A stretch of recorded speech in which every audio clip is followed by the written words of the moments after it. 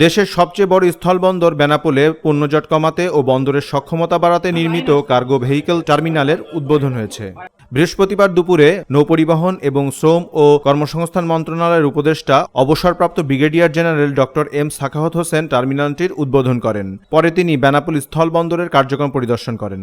উদ্বোধন অনুষ্ঠানে এম সাখাওয়াত হোসেন বলেন, আমদানিকৃত পণ্য বোঝাই ট্রাকগুলো এই কার্গো ইয়ার্ডে রাখা হবে। সাথে সাথে ভারতে রপ্তানিমুখী বাংলাদেশি পণ্য বোঝাই ট্রাকগুলোও এই ইয়ার্ডে অবস্থান করবে। উভয় দেশের ট্রাক চালকেরা এখানে অবস্থান করতে পারবেন। এখানে প্রবেশ ও বের হওয়ার সময় স্কেলে ট্রাকগুলো ওজন করা হবে। ফাঁকির কোনো সুযোগ থাকবে না। পাসপোর্ট যাত্রীদের দুর্ভোগের বিষয়ে উপদেষ্টা বলেন, আমরা একটি মাস্টার প্ল্যান তৈরি করেছি।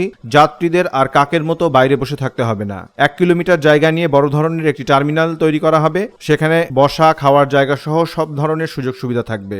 এ সময় উপদেষ্টার সাথে উপস্থিত ছিলেন নৌ মন্ত্রণালয়ের অতিরিক্ত সচিব দেলোয়ারা বেগম, বন্দরের চেয়ারম্যান মানজারুল মান্নান, যশোরের জেলা প্রশাসক মোহাম্মদ আজাহারুল ইসলাম, বিজিবি দক্ষিণ পশ্চিম অঞ্চলের region commander brigadier general Humayun Kabir, Benapole কাস্টমসের কমিশনার কামরুজ্জামান, শার্শা উপজেলা নির্বাহী কর্মকর্তা ও বেনাপোল পৌরসভার প্রশাসক কাজী নাজিব হাসান, শার্শা উপজেলা ভূমি কর্মকর্তা নুসরাত ইয়াসমিন, বেনাপোল স্থলবন্দরের উপপরিচালক মামুন তরফদার, বেনাপোল সিএনডেফ অ্যাসোসিয়েশনের সভাপতি শামসুর রহমান, সাবেক সভাপতি মফিজুর রহমান স্বজন প্রমুখ।